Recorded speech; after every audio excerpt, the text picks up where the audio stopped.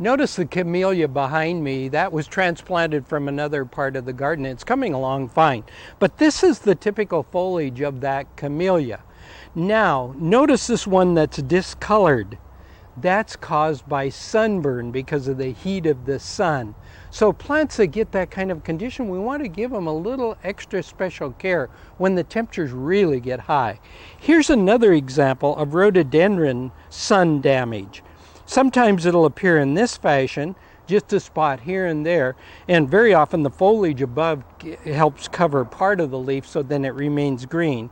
Or one that's fully exposed can look like this. And by the way, the cutouts here, this was done by a bee. It's called a cutter bee, and it makes its nest with parts of the foliage, and in this case, it selected the rhododendron foliage. Now, here's another, what I consider a very important lesson. You'll notice the flower on this butterfly bush, or buddleia, is through flowering. You'll notice if you go back on the stem a little bit further that there's a branching here. And if I go in and cut like so, removing this old flower, this is what happens. I'll show you right up here. See, I took the old flower stem out of this one, and now look, 2 flowers in place of the one. And you know, a lot of you that have the butterfly bush or buddleias wonder why they don't flower all summer. Well, it's simple that you have to take off the old flower.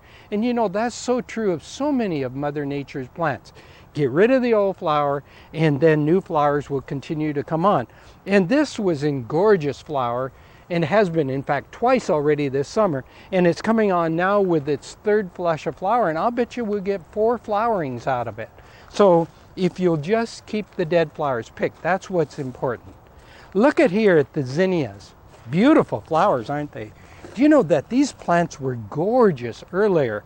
Look at the foliage there. Oh, wow. Just absolutely ruined, isn't it? Typical damage is slugs. How did I correct it? What I did was to take a pop bottle, a plastic pop bottle, cut it right down through the middle, like so, put a little bit of slug bait inside, turned the top and inverted it in the bottom.